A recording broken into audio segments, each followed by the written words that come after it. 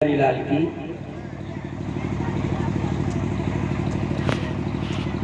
लेकिन जैसे समस्त पन्नों में लिखे हुए नामों को पढ़ लिया तो देवर्षि का मन थोड़ा सा विचलित हो गया। तो भगवान पूछने लगे, क्या बात है नारद? देवर्षि ने कहा, महाराज आपने तो समस्त भक्तों का नाम लिखा है, लेकिन दो चार ऐसे भक्त हैं महाराज जिनका नाम आपने लिखा ही नहीं। तो भगवान मुस्कुराए। भगवान ने कहा, देवर्षि मेरे पास एक डायरी और है। तो देवर्षि ने कहा, महाराज एक डायरी और है तो वो कहाँ है? कहने लगी, जो डायरी मेरे पास है इस डायरी और उस डायरी में अंतर है।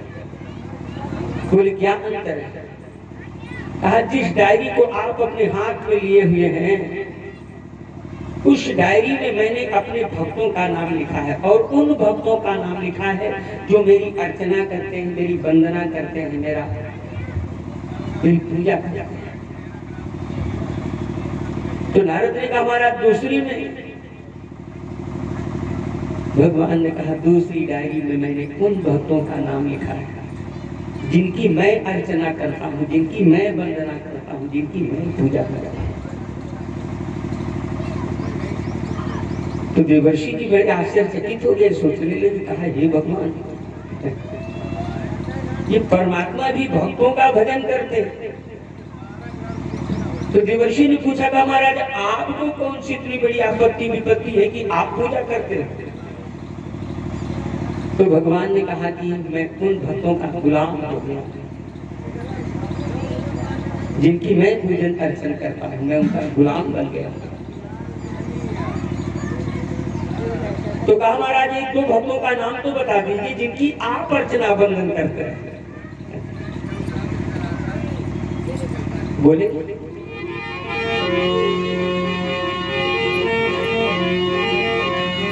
सुबह के पढ़ावन में गणिका ने बांध लियो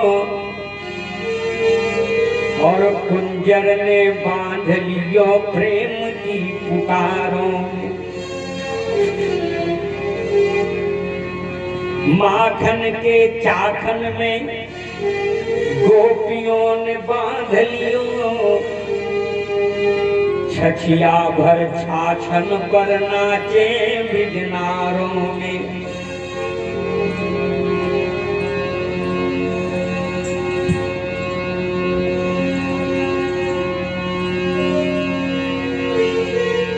मुट्ठी भर चावल में सुदामा ने बांध लियो,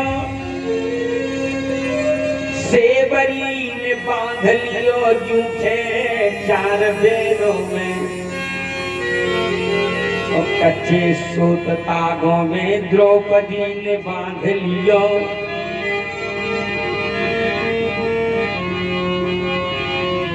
सेवरी ने बांध लियो जूठे चार बेरों में। इसलिए किसी ने कहा है, कहा कि राम ही केवल प्रेम पियारा, राम ही केवल प्रेम पियारा, राम ही केवल प्रेम पियारा, राम ही केवल प्रेम पियारा, राम ही केवल प्रेम पियारा, राम ही केवल प्रेम पियारा। जानिए भूलो ज्ञान निहारा, जानते हो जो ज्ञान निहारा, जानते हो जो ज्ञान निहारा। केवल भगवान तो कहते हैं कि संसार की सारी जागीर तुम मुझसे ले ले, जो भी तेरी कामना है मैं समस्त कामनाओं को पूर्ण कर दूंगा, बदले में मुझे बस थोड़ा सा प्रेम दे दो। बोलो आनंद चंद। बदले में अच्छा, इतनी हमारी बेटियां भी यहाँ बैठे, हमारे भैया लोग बैठे, सही सही बताना है ना, दिल पे हाथ रख करके बताना, क्या परमात्मा के लिए प्रेम है बोलो आनंद। भगवान के लिए प्रेम है सही सही बताना। देखो भगवान सामने बैठे, झूठ बोलोगे तो गड़बड़ हो जाएगा। आप कहोगे कि महाराज अगर परमात्मा के लिए प्रेम न होता तो यहाँ बैठे क्यों रहते? कहोगे ना कि अगर भगवान के लिए प्रेम न होता तो हम यहाँ अपना घर द्वार सब छोड़ छाड़ करके दुकान बंद करके सब यहाँ बैठे, तो क्या झक मारने को बैठे? याद रख लो मेरी बेटियों, मेरे भैया लोगों, मुझे भगवान से नहीं, भगवान के ऐश्वर्य से प्रेम है। बोलो परमात्मा की ऐश्वर्य से प्रेम है। इस संसार में हो सकता है कि कोई हो बिरले हैं वीर भोग्या वसुंधरा, लेकिन मैं 98% की गारंटी लेता हूं कि केवल भगवान के ऐश्वर्य से प्रेम करता है। भगवान के मंदिर में जाता है, नेत्रों को बंद करता है और हाथ जोड़ करके केवल एक चीज कहता है जो उसके मन में रहता है, वही कहता है भगवान बेटा दे दो। कोई कहता है भगवान अभी बहू को कोई बेटी बेटा नहीं, भगवान दे दो। कोई अपने बच्चे की नौकरी मांगता है, कोई घर द्वार मांगता है, कोई खेती बाड़ी मांगता है, कोई पद प्रतिष्ठा मांगता है, लेकिन कोई भगवान को नहीं मांगता। बोलो आनंद करके। भगवान को नहीं मांगता, भगवान से मांगता है। और यही हमारी आज की सबसे बड़ी भूल है मेरे प्यारे। हमको भगवान से नहीं, हमको भगवान की जरूरत है। एक छोटी सी बात बताऊं, एक राजा था, बहुत बड़ा मेला लगवाया, मेले में संसार की समस्त सामग्रियां रखवा दिया और ढिढोरा पीट दिया कि जो भी व्यक्ति इस मेला को देखने के लिए आवे एक वस्तु फ्री में ले जाए। सारा संसार टूट पड़ा, जिसको जो वस्तु अच्छी लगी वो ले गया। धीरे धीरे करके शाम हो गई, सब मेला से जा चुके थे, लेकिन अभी केवल एक किशोरी 18-20 वर्ष की एक किशोरी अकेली मेले में घूम रही थी और राजा इंतजार कर रहा था कि जब ये चली जाएगी तब मैं मेले से जाऊंगा। लेकिन थोड़ी देर के बाद जब वो किशोरी भी जाने लगी तो राजा की दृष्टि पड़ी, किशोरी रीते हाथों जा रही थी, खाली हाथ। राजा को बड़ा आश्चर्य लगा, सब तो कुछ न कुछ लेके गए और ये खाली हाथ क्यों जा रही है। अपने सिपाहियों से राजा ने बुलवाया और राजा ने बड़ी विनम्रता से पूछा, देवी क्या बात है, आप अकेली घर जा रही हैं, वो भी खाली हाथ। किशोरी थोड़ी देर तो चुप रही, लेकिन बाद में बोली, कोई खामा आपके मेले में मेरे लायक कुछ भी नहीं था। तो राजा को बड़ा आश्चर्य हुआ, संसार की प्रत्येक वस्तु सुई से लेकर के हेलीकॉप्टर तक मैंने रखवा दिया है और तू कैसी विचित्र है, कहती कि तेरे लायक कुछ है ही नहीं। कहा हाँ महाराज मेरे लायक कुछ भी नहीं, और जो है मेरे लायक वो आप दोगे नहीं। अरे राजा ने कहा कैसी बात करती है, मैंने ढिढोरा पीटा है, मैंने वादा किया है। किशोरी ने कहा महाराज जो मेरे लायक है मैं ले लूं। बोले मैं फिर से आपको आदेशित करता हूं कि ले लो। किशोरी ने कहा महाराज संभल करके बोलिएगा। राजा ने कहा मैं बिल्कुल होशो हवास में बोल रहा हूं, जो तुझे अच्छा लगे लगे। और जानते हो बेटियों, उस किशोरी ने, उस कन्या ने क्या किया, वो अपना हाथ उठाया और राजा की ही कलाई पकड़ लिया। बोलो वृंदावन में राजा अचकचा गया। राजा ने कहा ये क्या करती है। किशोरी ने कहा महाराज मुझे मेला की जरूरत नहीं है, मुझे मेला लगाने वाले की जरूरत है। राजा ने कहा क्यों। किशोरी ने कहा महाराज अगर मैं आपके मेले से ले जाती तो केवल एक वस्तु ले जाती, लेकिन जब मेला लगाने वाला ही मेरा हो गया तो इस मेले की सारी वस्तुओं पर मेरा अधिकार हो गया। बोलो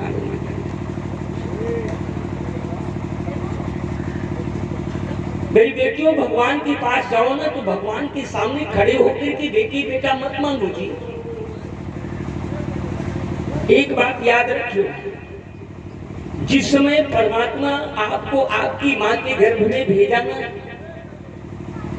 तो भेजने के छठे दिन वो सारी आवश्यकता की वस्तुओं को वो दे देता, गर्भ में ही दे देता। क्या क्या देता है? आयु कर्म च विद्यम च विद्या निधनमेव च पंचैते ही सृज्यन्ते गर्भस्थस्यैव देहिनः। 5 चीज दे दिया बेटे, और ये वो 5 वस्तु है जिनकी हमें आवश्यकता है। सबसे पहला आयु, कितने वर्ष, कितने महीने, कितने दिन, कितने घंटे, कितने मिनट, कितने सेकंड, कितने पल, कितने निमिष, कितने मुहूर्त आपको इस दुनिया में रहना है, वो पहले ही दे दिया। दूसरा कर्म, इस संसार में जाकर के आप कौन सा कर्म करोगे वो भी लिख दिया है। आप दुकान चलाओगे कि ड्यूटी करोगे, कि किसानी करोगे, कि खेती करोगे, कि राजनेता बन के बैठोगे, वो भी उसने लिख दिया। तीसरा वित्तम, आप अपने पूरी जिंदगी में और लाइफ में कितने करोड़, कितने लाख, कितने हजार, कितने सैकड़े, कितने रुपया कमाओगे वो पहले से ही आपको बैलेंस दे दिया है। चौथा है विद्या, इस दुनिया में जाकर के आप कौन सी विद्या प्राप्त करोगे वो भी लिखा है। और पांचवा है निधन में बचा, किस घड़ी में, किस मुहूर्त में, किस नक्षत्र में, किस योगिनी में और किस तरीके से आप इस दुनिया को छोड़ करके चले जाओगे वो भी लिखा है। तो बोलो ना बेटियों, हमें भगवान से मांगने की क्या जरूरत है जब वो पहले से ही देके चला गया। और एक बात कान खोल करके सुन लो, वो भगवान बहरा नहीं है, वो भगवान अंधा नहीं है। परमात्मा की इतने रूप है मेरी बेटियों, जितनी की इस दुनिया में जीव नहीं होंगे। परमात्मा के उतने स्वरूप है मेरी बेटियों। वो सब कुछ जानता है कि मेरे इस बच्चे को किस चीज की आवश्यकता है। चिंतन करो, आपका बेटा बंबई में रहता है, लेकिन अगर उसे जब कोई बड़ी मुसीबत आती है, बच्चा जब वहां घबरा जाता है तो यहाँ माँ सोते हुए भी उठ के बैठ जाती है। जब इस संसार में प्रेम का इतना बड़ा कनेक्शन लगा हुआ है तो वो तो प्रेम का अगाध भंडार है। वो परमात्मा तो सब कुछ जानता है। मैंने आपसे कहा ना, केवल परमात्मा को प्रेम दे दो भाई। परमात्मा केवल प्रेम मांगता है, लेकिन वो प्रेम हम भगवान को नहीं दे पाते, संसार में नहीं देते। इस दुनिया में जब हम आने लगे तो भगवान ने हमें 2 अमूल्य वस्तु दिया था। बड़े ध्यान से सुना, 2 वस्तु बड़ी अमूल्य। कौन कौन से दिए? 2 अमूल्य वस्तु। पहला दिल और दूसरा दिमाग। दिल और दिमाग, इस जीवन का महाराज इसका हम करेंगे क्या? तो भगवान ने कहा जाकर के संसार में दिल मुझे दे देना और दिमाग दुनिया को दे देना। लेकिन हमने क्या किया? क्यों? एकदम उल्टा काम कर दिया यार सेठ जी। दिल तो दुनिया में दिल दुनिया में लगा दिया और दिमाग भगवान में लगाते हैं। महाराज अगर 5 रुपया काम चल जाए तो चला गया, बोलो आनंद खंड की जय। सारा दिमाग भगवान के पीछे लगाते हैं।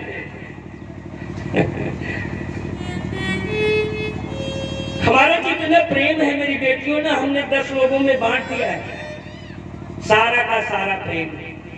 इनको जननी जनक बंधु सूत दारा अतन धन भवन सुहृद परिवार।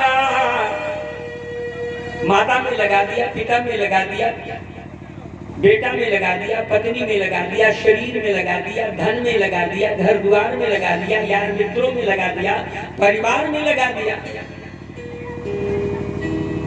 हमारे पास बचा ही क्या है? बोलो आनंद करने की जय। तो आइए बड़े प्रेम के साथ आप सभी सुंदर करतल ध्वनि बजाते हुए और मेरे साथ बढ़िया सुंदर सा एक छोटी सी भजन गाइएगा बड़े प्रेम से।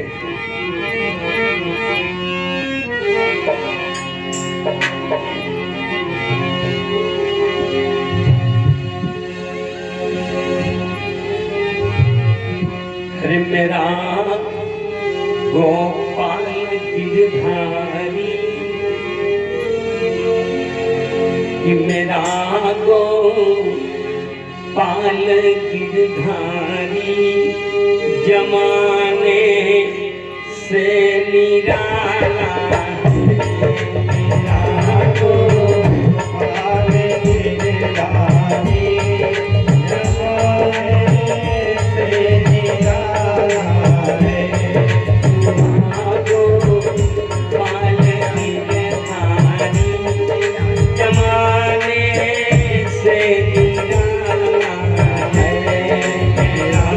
गोपाल गिरधारी, जमाने से निराला है।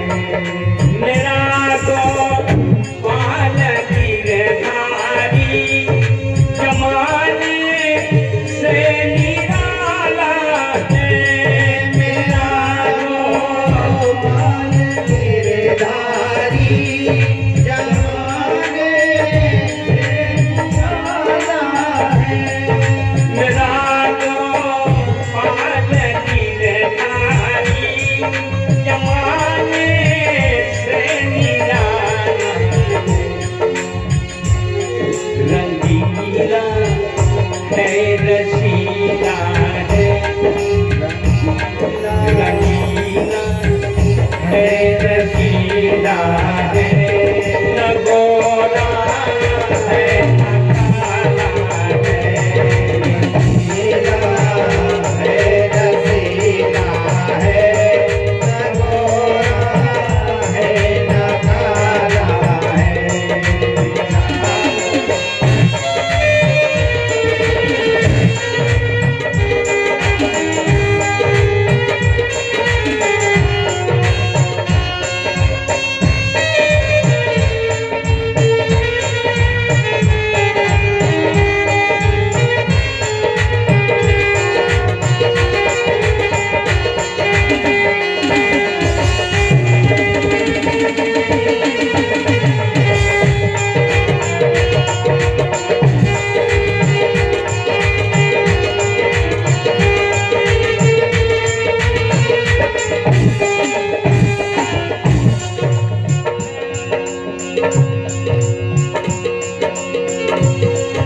कभी सपनों में आ जाना, कभी होश हो जाना।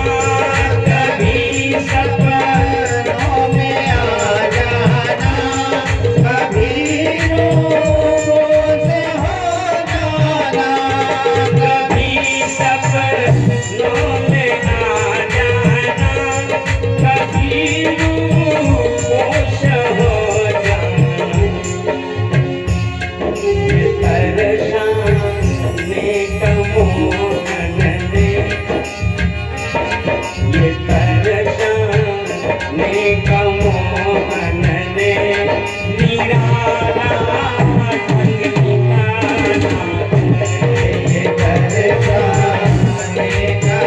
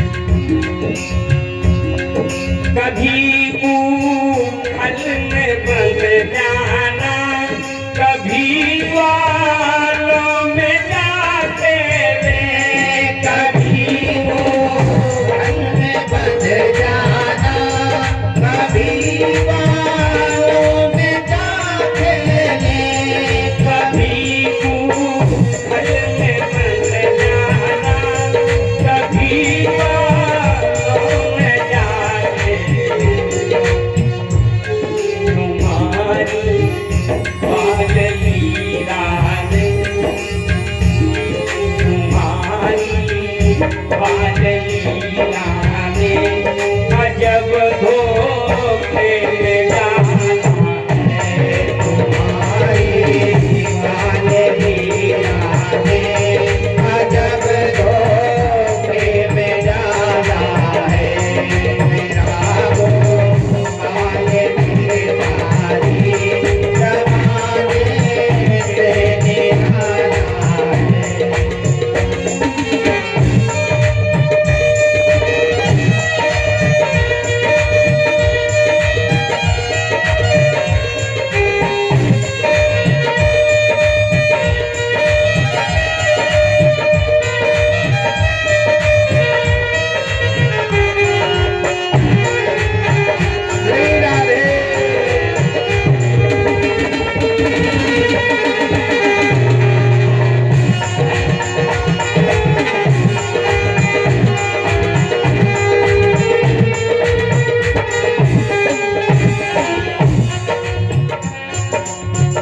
गजब का क्या, कभी वो मुस्कुराता है, कभी वो रूठ जाता है, कभी वो मुस्कुराता है, कभी वो रूठ जाता है, कभी वो मुस्कुराता है, कभी वो रूठ जाता है। किसी दर्शन के खातिर तो, किसी दर्शन के खातिर तो बड़े नाटों से भागा है। किसी दर्शन के खातिर तो बड़े नाटों से भागा है। मेरा वो बादली रानी, जमाने से निराला है।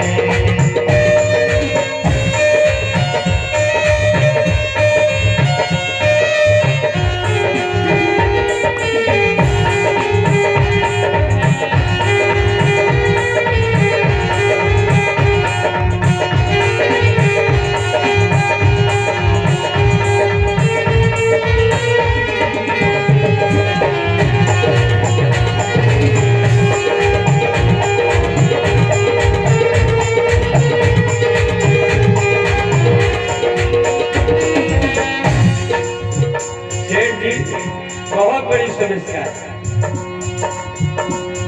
और समस्या क्या है? तुझे मैं भूलना चाहूं, यही समस्या है। तुम्हें मैं भूलना चाहूं, मगर भूला नहीं जाता। तुम्हें मैं भूलना चाहूं, मगर भूला नहीं जाता। तुम्हें मैं भूलना चाहूं, मगर भूला नहीं जाता। क्यों?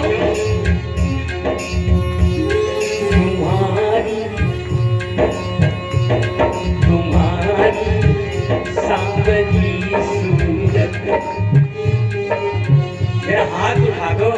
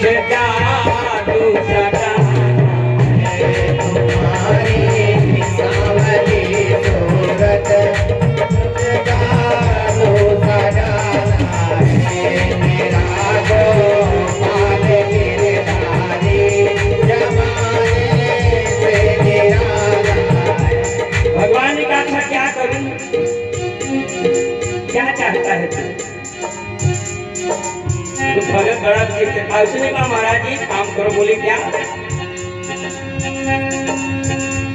मेरे नैनों में बस जाओ, मेरे हृदय में आ जाओ, मेरे नैनों में बस जाओ, मेरे हृदय में आ जाओ, मेरे नैनों में बस जाओ,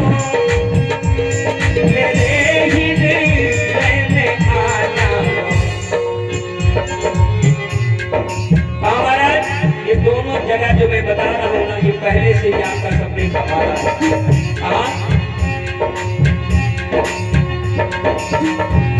मेरे मोहन ये मन मंदिर, मेरे मोहन ये मन मंदिर, तुम्हारा देखा भाला है। मेरे मोहन ये मन मंदिर,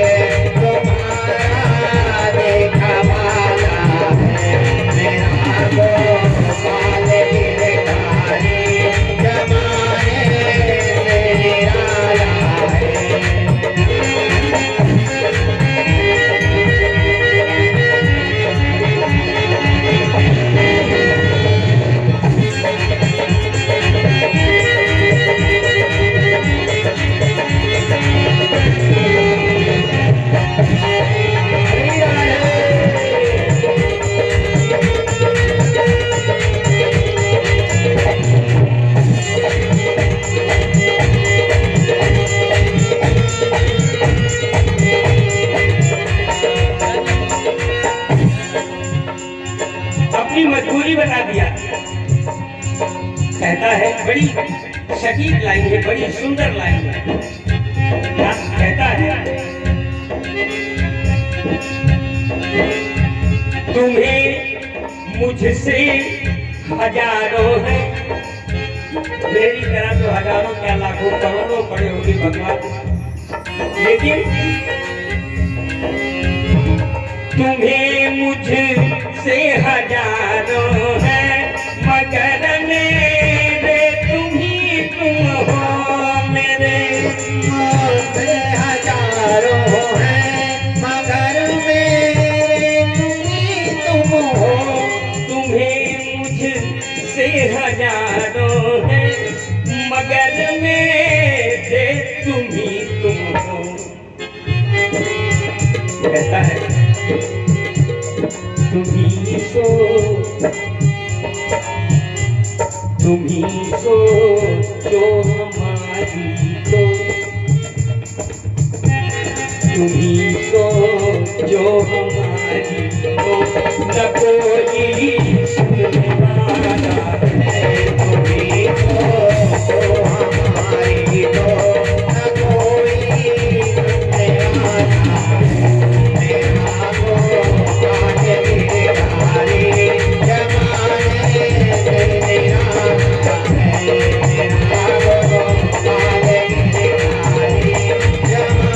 जमाने से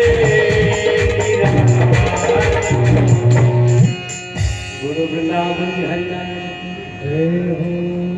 अनंत कोट ब्रह्मांड नायक कर्धशायक श्री रघुनायक जी, श्री श्यामतार जगन्नाथ जीवाचार भैया श्री लक्ष्मण जी, परमबार भगवती राधे राजेश्वरी त्रिपुर सुंदरी महामाया आराध्य शक्ति मैया किशोरी जी, अनंत बलवंत गुणवंत संत श्री हनुमंत लाल जी महाराज, लक्ष्मी नारायण स्वरूप श्री यज्ञ पुरुष भगवान और यज्ञ में पधारे हुए 33 कोटि देवी देवताओं, ग्राम के समस्त देवी देवताओं, स्थान के समस्त देवी देवताओं, श्री राधा कृष्ण स्वरूप श्रीमद् भागवत महापुराण और यहाँ पर विद्यमान मेरे ठाकुर जी, सभी के श्री चरणों में मेरा कोट कोट नमन प्रणाम। इस यज्ञ के परमाचार्य स्वामी श्री सुरेंद्र शास्त्री जी महाराज, मेरी बेटी है ये सुरेंद्र शास्त्री जी महाराज, ये भी इलाहाबाद के नंबर 1 के वक्त है, बहुत ही सुंदर कथा बोलते हैं। स्वामी श्री राम कमलदास वेदांती जी के साथ में सदैव चलते हैं। ये तो मैंने निवेदन किया कि खाली होकर चले आए, तो मैं अपने आचार्य पर्व को बहुत बहुत प्रणाम करता हूँ। और दूसरे जो सहाचारी के रूप में यज्ञ भगवान की पूजन अर्चन नमन बंदन का जो कार्यक्रम निरंतर करते हैं, सुबह 5 बजे से ही जिनका पूजन शुरू हो जाता है, ऐसे हमारे स्वामी श्री प्रेम प्रकाश शास्त्री जी महाराज, उनको मेरा बहुत बहुत प्रणाम है। और जिनके जन्म जन्मांतर के कल्प कल्पांतर के युग युगांतर के सृजित पुण्य के प्रभाव से श्रीमद् भागवत कथा का जो श्रवण हम कर रहे हैं, जो भगवान की कथा रूपी गंगा का आवाहन हम कर रहे हैं, ऐसे हमारे यजमान माननीय श्री महारानी दीन शर्वानी जी और श्रीमती आशा के शर्वानी जी, मैं आपको बहुत बहुत आशीर्वाद देता हूँ। इस परिवार के हमारे भैया यजमान के छोटे भैया हैं आनी श्री सदाशिव शर्वानी साहब और उनकी धर्मपत्नी श्रीमती सावित्री देवी जी, मैं उनको भी बहुत बहुत आशीर्वाद देता हूँ। इस घर के जो सबसे बड़े पुत्र हैं भैया हमारे श्री श्याम जी के शर्वानी साहब और उनकी धर्मपत्नी श्रीमती नीतू के शर्वानी जी, उनको मेरा बहुत बहुत आशीर्वाद है। और जो दूसरे नंबर के हमारे भैया हैं माननीय श्री शिव जी के शर्वानी जी और उनकी धर्मपत्नी श्रीमती अंजलि के शर्वानी, उनको भी बहुत बहुत आशीर्वाद देता हूँ। और इस घर के जो सबसे छोटे हैं और शायद सबके प्यारे हैं हमारे भैया श्री आशीष केसरवानी जी और उनकी धर्मपत्नी श्रीमती अंजलि यानी ज्योति केसरवानी जी, मैं आपको बहुत बहुत आशीर्वाद देता हूँ। और जो अगली पीढ़ी यानी तीसरी पीढ़ी के जो सबसे बड़े हैं हमारे देव भैया जी, मैं उनको बहुत बहुत आशीर्वाद दे रहा हूँ। और दूसरे नंबर पे वीर भैया जी हैं, उनको मेरा बहुत बहुत आशीर्वाद है। और सबसे जो नन्हे मुन्ने हैं अली जी, उनको मेरा बहुत बहुत आशीर्वाद है। आयुष भैया और 2 मेरी छोटी छोटी बेटियां भी हैं, ऐश्वी और अलिका, मैं सबको बहुत बहुत आशीर्वाद दे रहा हूँ। हमारे बीच में आप सभी सुधीजन बैठे हुए हो, मैं इस मंच से आप सभी को बहुत बहुत प्रणाम करता हूँ। सीता सती मदालसा अनुसैया गीता गायत्री के पद चिन्हों को अनुप्राणित करने वाली हमारी क्षेत्र की हमारी बेटियां भी बैठी हैं, हमारी बहना भी बैठी हैं, हमारी माताएं भी बैठी हैं। मैं इस मंच से सबको बहुत बहुत प्रणाम करता हूँ। कुछ नन्हे मुन्ने बच्चे भी हैं, कुछ इतस्ततः परिभ्रमण कर रहे हैं और कुछ शांति पूर्वक माँ की गोदी में बैठे हैं। मैं ऐसे ध्रुव, प्रहलाद और एकलव्य को बहुत बहुत आशीर्वाद देता हूँ। हमारे बीच में जो आर्गन से हमारी सहायता करते हैं भैया हमारे श्री राकेश जी, मैं बहुत बहुत धन्यवाद दे रहा हूँ। और ढोलक से रोहित भैया करते हैं हमारी सहायता, मैं रोहित भैया को भी बहुत बहुत धन्यवाद दे रहा हूँ। और पैड से राहुल भैया हमारी सहायता करते हैं, मैं भैया को बहुत बहुत धन्यवाद दे रहा हूँ। और ये जो ध्वनि विस्तारक यंत्र के हमारे प्रोप्राइटर साहब बैठे, सेवा बड़ी सुंदर देते हैं। मैं इस मंच से आपको भी बहुत बहुत धन्यवाद देता हूँ। लेकिन महेंद्र भैया से कहता हूँ कि भैया थोड़ी सी सावधानी रखा करो भाई, है ना। छड़ी चढ़ी भेड़ाहरी अगर कतो गड़बड़ हुई तो समझ गया। बोलो आनंद कहने की। तो आइए हम सभी भगवान की कथा की ओर चलने का प्रयास करते हैं।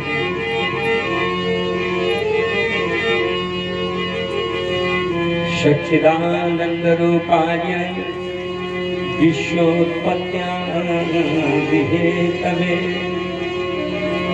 तापत्रय विनाशाय श्रीकृष्णाय वयं नमः। नारायणं नमस्कृत्य नरं चैव नरोत्तमं देवीं सरस्वतीं व्यासं ततो जयमुदीरये।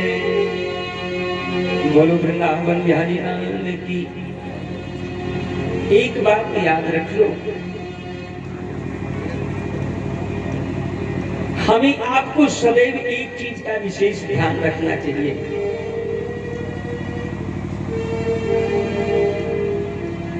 हमारे पास चाहे जितना बड़ा धन आ जाए, चाहे जितने बड़ा बल आ जाए, चाहे जितनी बड़ी फेमसिटी मिल जाए, लेकिन ये सब को पीछे रखना, जिंदगी में आगे परमात्मा को रखना। जिसने अपने जीवन में आदि परमात्मा को रखा, वो अपनी मंजिल तक बड़े आसानी से पहुंच जाता है। लेकिन जो अपने पीछे भगवान को रखा, बोलो आनंद कुंद की जय, वो कभी सफल नहीं हो पाता। इस संसार की कोई भी वस्तु है, एक बात याद रखें, उस परमात्मा को, उस भगवान को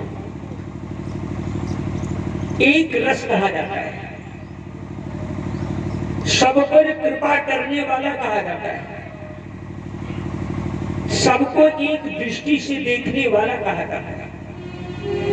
भगवान सबको एक नजर से देखता है मेरे बेटे, लेकिन कभी कभी हम थोड़ा गलत देख लेते हैं। ऐसी विचित्र दुनिया है कि किसी को रहने के लिए भगवान 10 मकान दे दिया और किसी के पास टूटी झोपड़ी भी नहीं दिया। किसी के पास भगवान खाने के लिए हजारों कुंटल गेहूं चावल भर दिया और कोई सुबह से लेकर शाम तक फाका भी नहीं मिल रहा है। किसी के गोदी में भगवान 10 बच्चे दे दिए तो किसी मेरी बेटी की गोदी सुनी की सुनी नहीं। तो फिर भगवान समदर्शी हुआ कैसे? क्योंकि परमात्मा को हम समदर्शी कहते हैं ना, तो सबको बराबर भाव में देखता है। लेकिन अगर देखा जाए ना तो समदर्शी नहीं दिखाई देता ना। लेकिन याद रख लेना मेरी बेटियों, वो भगवान समदर्शी है। कैसे?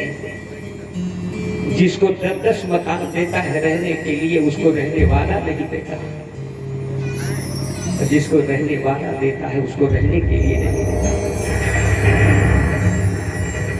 जिसे भूख देता है उसे भोजन नहीं देता, और जिसे भोजन देता है उसे भूख नहीं देता। मेरी बेटियों, जिसको नींद देता है उसे डल्लब का गद्दा नहीं देता, और जिसे डल्लब का गद्दा देता है उसे नींद नहीं देता।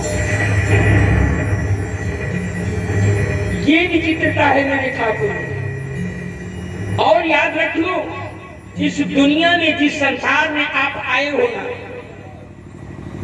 इस संसार में कोई सुखी नहीं है।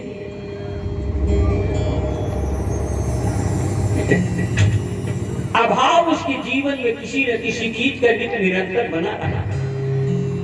एक बार देवर्षि नारद जी दुनिया में आए और सुखी व्यक्ति ढूंढने लगे। यार इस संसार में कोई सुखी है क्या? और जब निकले तो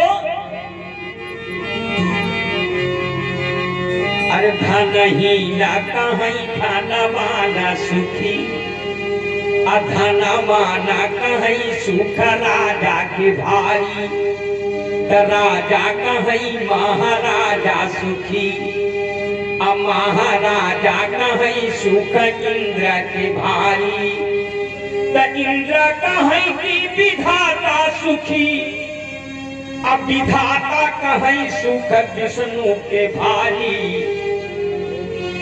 तके सावदास विचारी कहें, कहा कि केशवदास विचारी कहें, हरि भजन बिना सब जीव दुखारी। इस दुनिया में कोई सुखी है ये नहीं है, इसलिए कि संसार का नाम ही दुखालय है।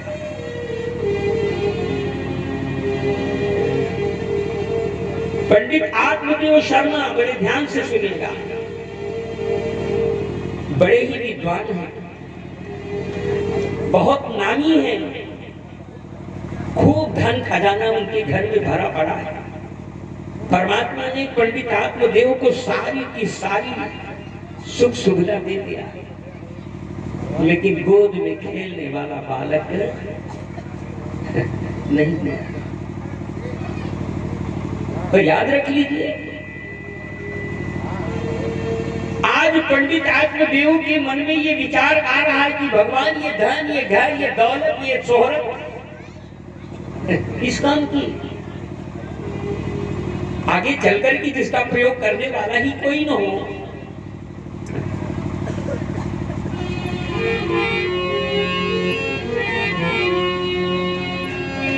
बेजरी का ताज देकर बेदिया का घर दिया। हीरा मोती जवाहरात सुंदर चमाचम करता हुआ घर तो परमात्मा तूने दे दिया, लेकिन ऐसा घर दिया जो बेदिया का है। बेजरी का ताज देकर बेदिया का घर दिया।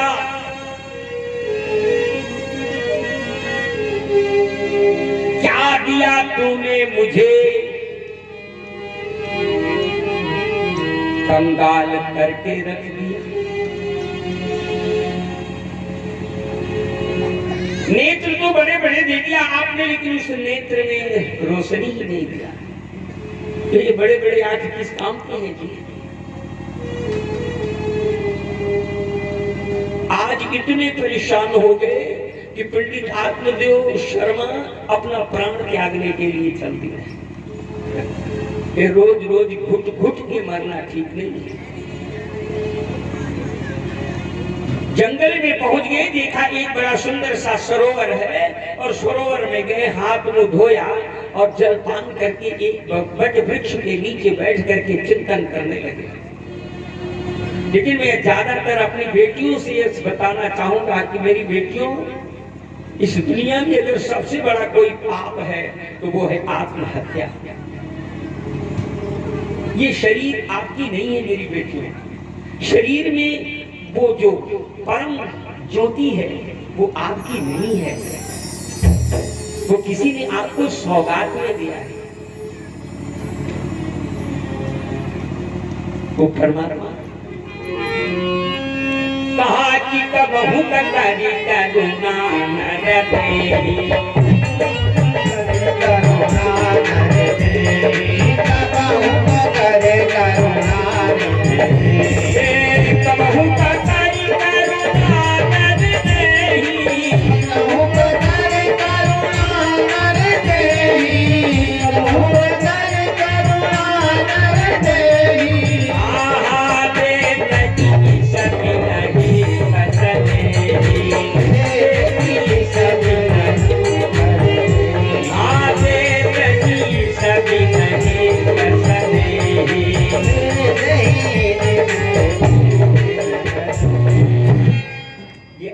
अमानत नहीं है।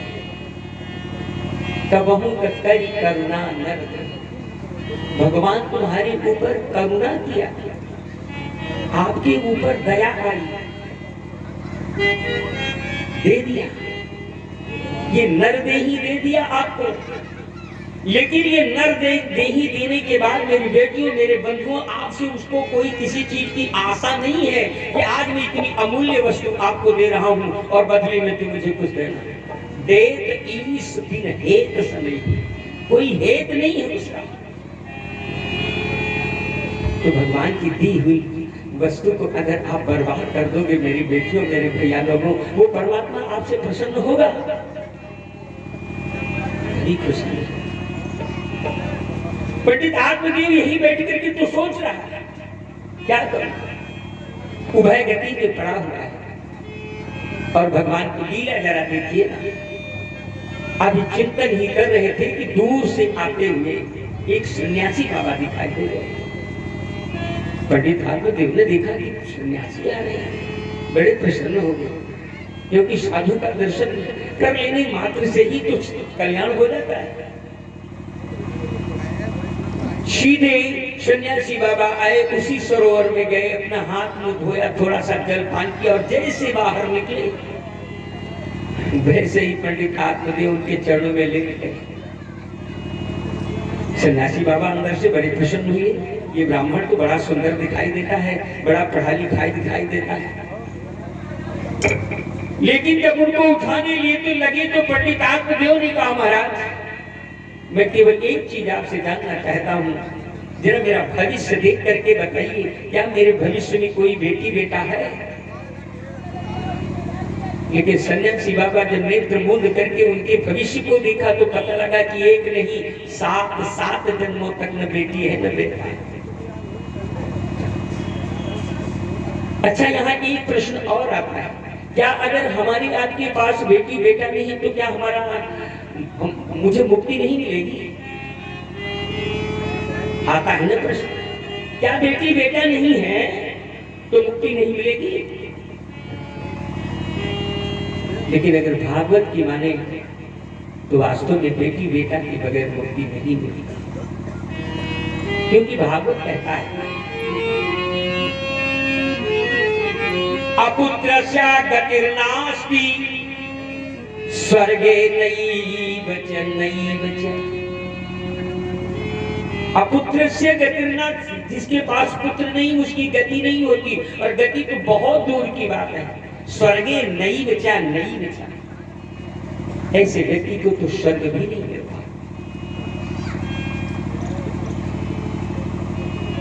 लेकिन ये दो प्रकार की दुनिया है मेरे बेटे, एक साधु संतों की दुनिया है और एक गृहस्थों की दुनिया है। साधु संतों की दुनिया में पुत्र की जरूरत नहीं है, लेकिन गृहस्थियों के जीवन में पुत्र की आवश्यकता है,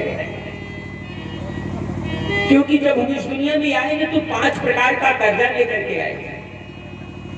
5 तरह का कर्जा लेके आए हैं इस दुनिया में। ऋणी हैं हम, कर्जीदार हैं। और वो कर्जा किसका है? सबसे पहला होता है मातृ ऋण, माता का कर्जा। दूसरा पितृ ऋण, पिता का कर्जा। तीसरा ऋषि ऋण, साधु संतों का कर्जा। चौथा भूत ऋण, पूर्वजों का कर्जा।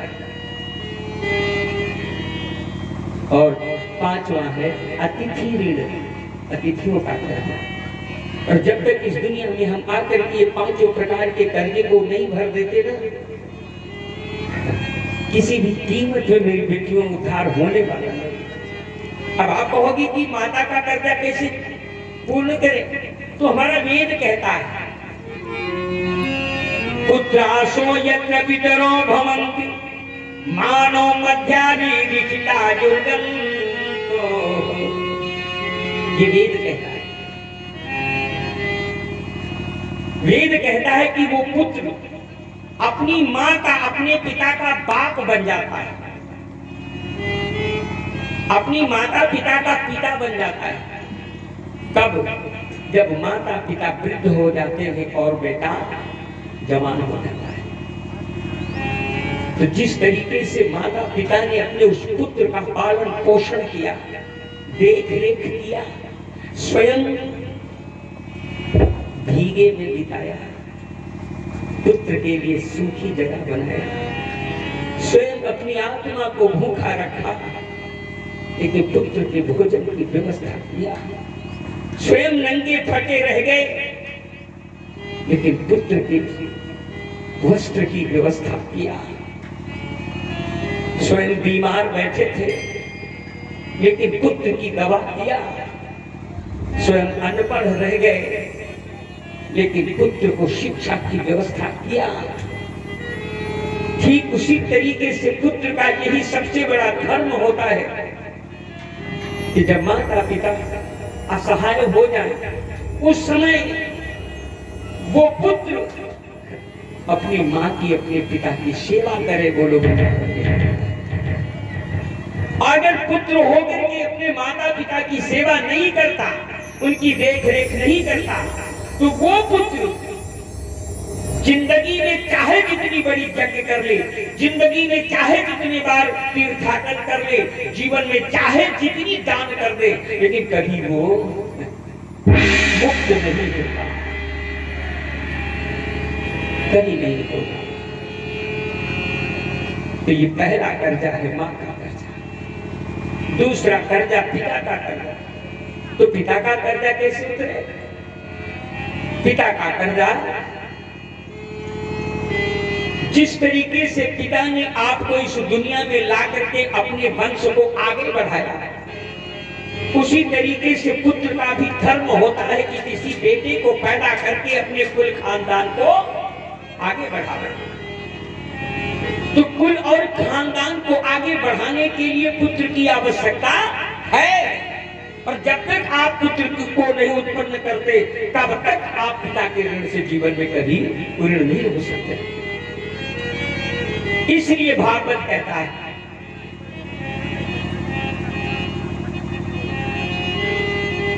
तीसरा है अतिथि ऋण। अतिथि माने रिश्तेदार नहीं होता कि हमरे मौसिया आई भैया अतिथि यही है, या साधु भैया आ गए तो पूरे घर में अतिथि आए। तो ये मौसिया, ये साधु, ये साले, ये अतिथि नहीं है। अतिथि का मतलब होता है अतिथि, जिसको न जानते हैं न पहचानते हैं, न उसके आने का कोई डेट निश्चित है।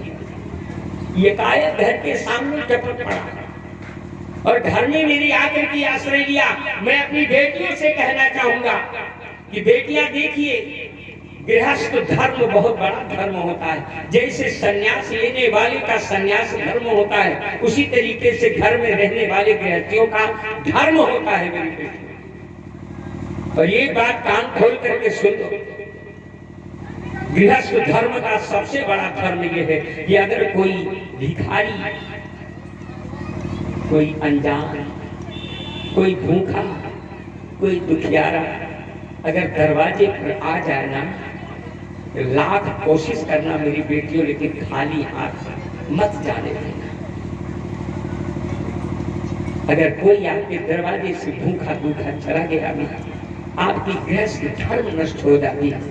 तेरा चिंतन करो, परंपरा भगवती सीता के दरवाजे पर रावण जैसा चोर वेश बना करके आया, मन में कुंठित विचार बना करके आया, लेकिन फिर भी अपने गृहस्थ धर्म का पालन करके अपने देवर लक्ष्मण के स्वाभिमान का भी उल्लंघन उन्होंने कर दिया, लेकिन गृहस्थ धर्म नहीं जाने दिया। बोलो आनंद कंद नहीं जाने दिया। इसे कहते हैं अतिथि धर्म, अतिथियों का कर्ज। चौथा है तीसरा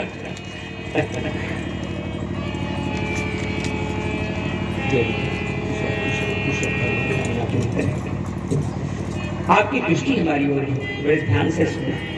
पहला माता का धर्म, दूसरा पिता का धर्म, तीसरा अतिथि का धर्म, और चौथा ऋषि ऋण। मैं उन बेटियों से निवेदन करूंगा जिन बेटियों का विवाह अभी नहीं हुआ है, वो कृपा करके पैर ना छुआ करें। बोलो आनंद कंद की, बोलो आनंद कंद की। चौथा होता है ऋषि। ऋषियों का कर्जा, साधु संत महात्माओं का कर्जा। और ये कर्जा कैसे मिटेगा? एक साधु महात्मा आपको शिक्षा देता है और शिक्षा के बदले में हम भिक्षा देते हैं। साधु संत महात्माओं का भिक्षा के रूप में उनका सम्मान करते रहो। और सबसे अंतिम होता है भूत ऋण। तो भूत मतलब वो प्रेत वाला भूत नहीं, भूत का अर्थ होता है जीव, यानी जो हमारे बाबा दादा परदादा विधित परदादा सब इस दुनिया से चले गए हैं, उनके लिए भी अभी हमारे पास कर्म बाकी है, जो आज हमारे सेठ जी कर रहे हैं। ये भूत ऋण है। प्रत्येक 6 महीने के बाद 15 दिन के लिए पितृपक्ष आता है। उस पितृपक्ष में हमें सदैव ध्यान रखना चाहिए, अपने पूर्वजों के लिए जलदान देना चाहिए, अपने पूर्वजों के लिए श्राद्ध क्रिया करनी चाहिए। और जो नहीं करता ना, उसके घर में पितृदोष आ जाता है, उसके घर में पितृदोष आ जाता है। और पितृदोष समझो कैसे आता है जानते हो? जिसके घर में पितृदोष होता है, मेरी बेटियों, उसके घर में चाहे जितनी बड़ी कमाई हो, धन अस्थायी नहीं हो सकता, पहली चीज। दूसरी चीज, जिसके घर में पितृदोष होता है, उसके घर में कोई न कोई बीमार सदैव रहता है। तीसरी चीज, जिसके घर में पितृदोष होता है, उसके घर में खटपट मची रहती है, बाप बेटे से, भाई भाई से, माता बहू से, ये सदैव बनी रहती है। और सबसे बड़ी दोष ये होती है कि जिसके घर में पितृदोष होता है, उसके घर में कुल की वृद्धि नहीं होती। अगर आप चाहते हो कि मेरे घर में पितृदोष ना हो, तो मैं अपने भैया लोगों से कहूंगा कि पंडित जी से मिलकर के पितृपक्ष में जरूर अपने पूर्वजों को तिल दान, जौ दान करें, तो बन सके तो अपने पूर्वजों के लिए पिंड दान भी करें। बोलो आनंद कंद की। पंडित आत्मदेव परेशान है, भगवान में क्या करें?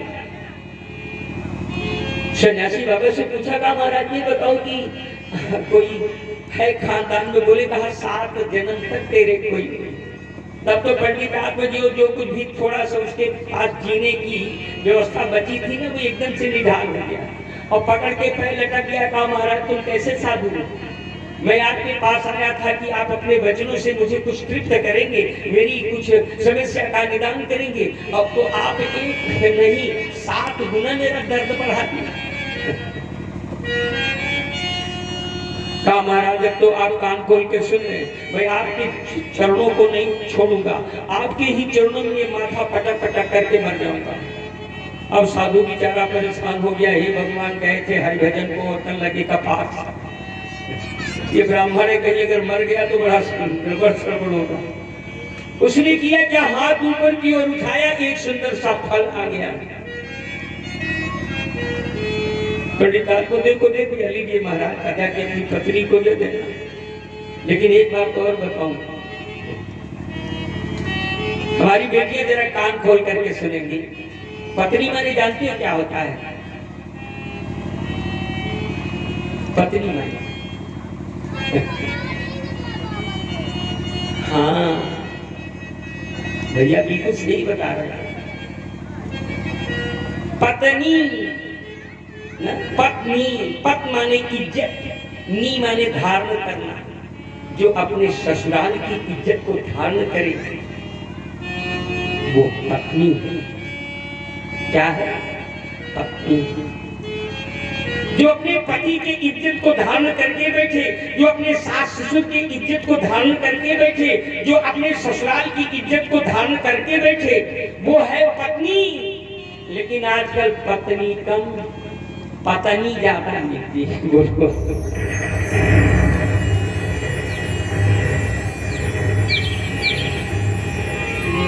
किसी कवि ने 2 लाइन बोली गजब की लिखा है। क्या? अरे कहा कि जननी के बिना, जननी के बिना, हर जननी के बिना जननी के बिना,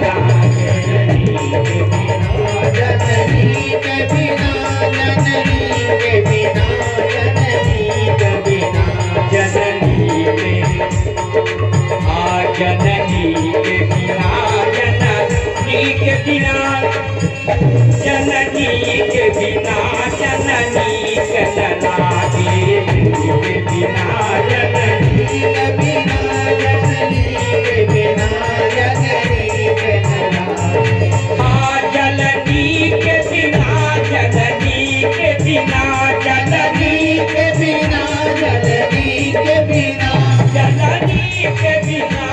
जननी के बिना जननी के बिना जननी के बिना जननी के बिना जननी के लागे और धरनी के बिना धरनी के बिना धरनी के बिना धरनी के बिना धरनी के बिना धरनी के बिना धरनी के बिना धरनी के बिना पत्नी के बिना पत्नी के बिना और पत्नी के बिना पत्नी के न लागे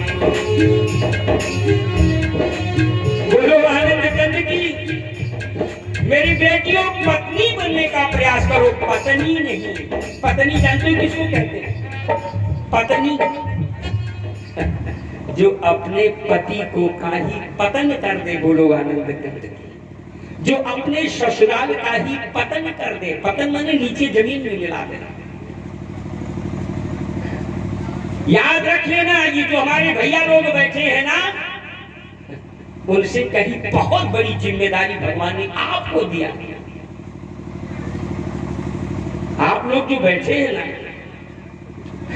आपके पास केवल सिंगल जिम्मेदारी है प्यारे लेकिन इन मेरी बेटियों को के पास भगवान ने डबल जिम्मेदारी दिया डबल जिम्मेदारी क्या पत्नी मनोरमा देहि मनोवृत्तानुसारिणी तारिणी दुर्ग संसार सागर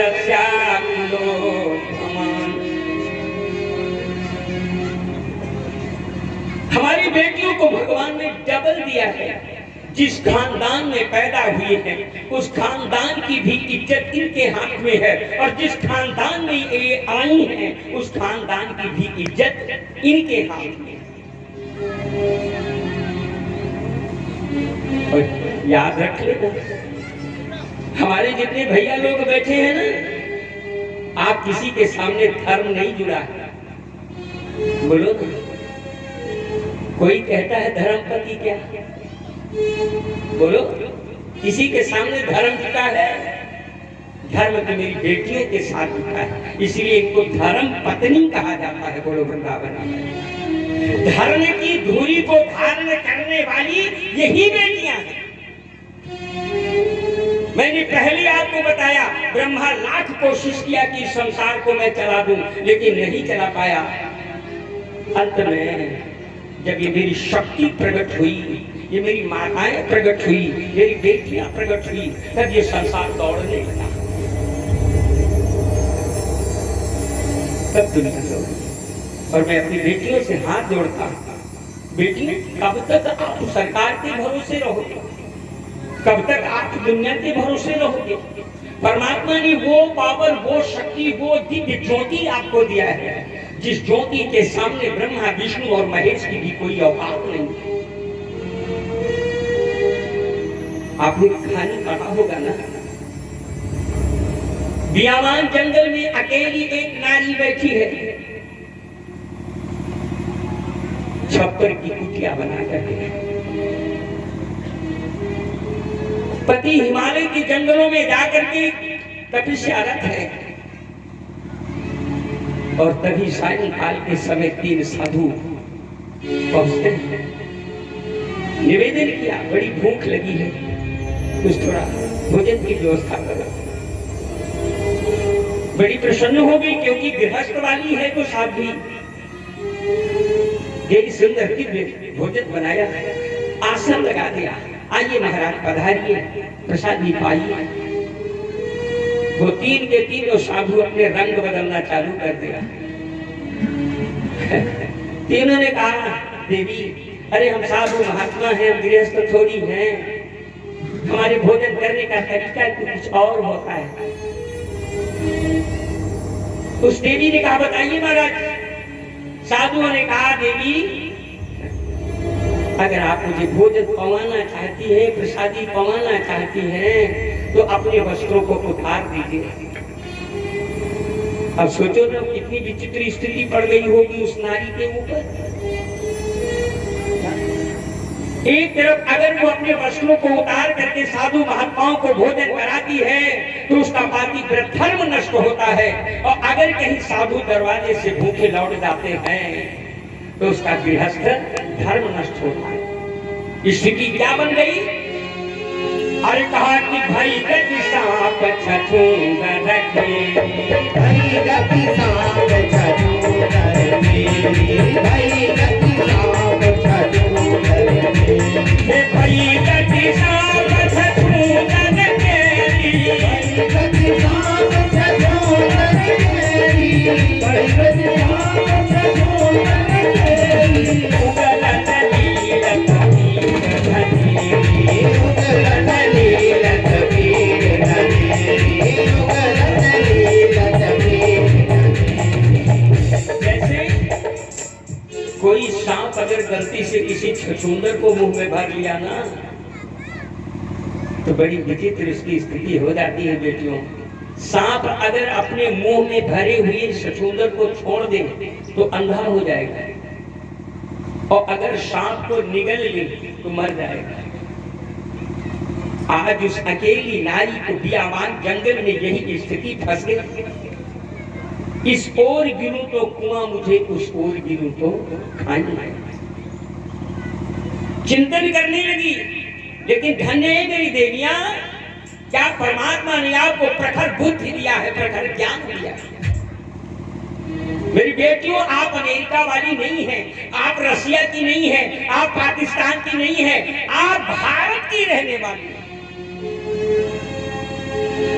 और भारत का अर्थ समझते हो? भारत माने क्या होता है? अरे जिस देश में रहते हो उस देश के विषय में भी कुछ जानने का प्रयास करो मेरे प्यारे। भारत में दो शब्द हैं, भा धन रत। भाव माने ज्ञान और रत माने रमण करना। अरे बेटियों तुम उस देश की निवासी हो जहां जो देश ज्ञान में रमण करता है, जिस देश में शस्त्र और शास्त्र दोनों चलते हैं। दिमाग लगाया उसने, पहुंच गई अपने पति के उस जगह पर जहां उसके पति कभी घर में रहा करते थे। देखा उनका कमंडलू था, कमंडल से उसने जल लिया और जल लेकर के अपने पति के ही नाम का को मंत्र बना दिया और बना करके 3 बार फू फू फू किया और ले जाकर के जो तीनों के ऊपर छिड़का। ये 3 के तीनों 6 महीने के बालक बन गए गुरु आनंद कंद की। ये ताकत अमेरिका वालों के पास नहीं है, ये रसिया वालों के पास नहीं है। अरे मेरी बेटियों वो ताकत मेरी बेटियों के पास है, गुरु आनंद कंद की है, भारत की बेटियों के पास है। और सारा संसार जय जयकार करने लगा। एक लाइन गाना मेरे साथ बढ़िया ताली बजा के मस्ती में।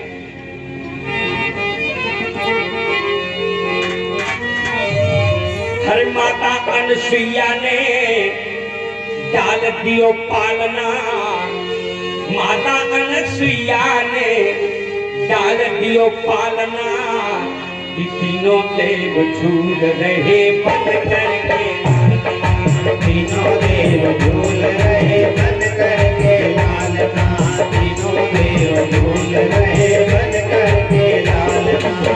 माता अनसुईया ने माता अनसुईया माता अनसुईया ने डाल दियो पालना, तीनों देव झूल रहे बन करके लालना, तीनों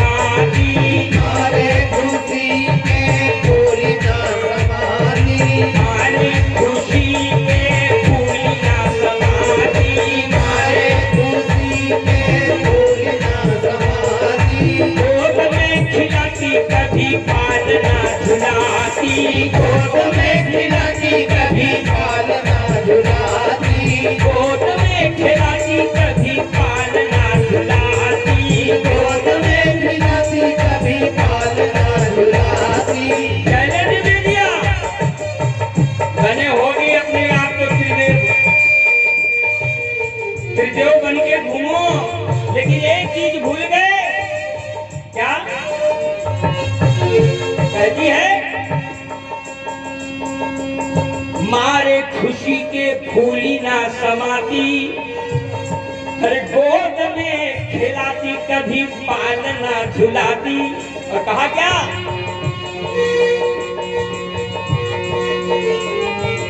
भारत की नारियों से आज पड़ा सामना, भारत की नारियों से आज पड़ा सामना, अरे भारत की नारियों से आज पड़ा सामना। तीनों देव झूल रहे बन करके, तीनों देव झूल रहे बन करके लालना, तीनों देव झूल रहे बन करके, झूल रहे बन करके। अपनी शक्ति को जागृत करो मेरी बेटियों, अपनी शक्ति को, जो परमात्मा ने आपको शक्ति दिया है, आध्यात्मिक की शक्ति। भले भगवान ने आपको शरीर की शक्ति से कमजोर किया, लेकिन मेरी बेटियों आध्यात्म की शक्ति, धर्म की शक्ति, पाति धर्म की शक्ति, उसको जगाओ। आज जगाने की जरूरत है। जो तुम्हें शोषण किया जा रहा है, जो तुम्हें लाचार बनाया जा रहा है, जो तुम्हें पंगु बनाया जा रहा है, आज तुम्हें रानी लक्ष्मीबाई बनने की जरूरत है। आज तुम्हें अनुसुईया बनने की जरूरत है। आज तुम्हें नर्मदा बनने की जरूरत है। आज तुम्हें सीता बनने की जरूरत है। अपने आप को जगाओ मेरी बेटियों, किसी से कमजोर मत समझो। इस दुनिया में भगवान ने आपको दासी बना के नहीं भेजा है। तो बोलो आनंद कंद की। पंडित आपको देव को दे दिया था, जाओ अपनी श्रीमती को दे देना, और अगर इसको पालेगी तो भगवान उसकी गोदी भर देगा। और पंडित जी महाराज आए, लेकिन पंडित आपको देव की पत्नी का नाम था धुंधुली। क्या नाम था? धुंधुली। बड़ी विचित्र थी। एक तरफ पंडित मर रहे थे कि हे भगवान मुझे बेटी बेटा दो, और दूसरी तरफ धुंधुली भगवान से मनाती थी कि हे भगवान ऐसे रही ज्यादा ठीक। पंडित जी आकर के दे दिया फल, बोले देवी इसको पा लीजिए और तुम्हारी गोदी भर जाएगी। ये सुन करके तो धुंधुली मनाई मन बीसों गाली दिया पंडित जी को। राम जाने कहाँ जाता है, किसके पास गया के फल दे दिया। अपने मन में चिंतन करती कि हे भगवान अगर कहीं उस साधु महाराज की वचन अगर सत्य हो गई तो मेरी दुर्गति हो जाएगी। लेकिन एक चीज मैं यहाँ और कहूंगा अपनी बेटियों से कि बेटियां, अगर तुम्हारा बेटा शराब पीता है तो उसका सबसे पहला कारण आप ही लोग हो।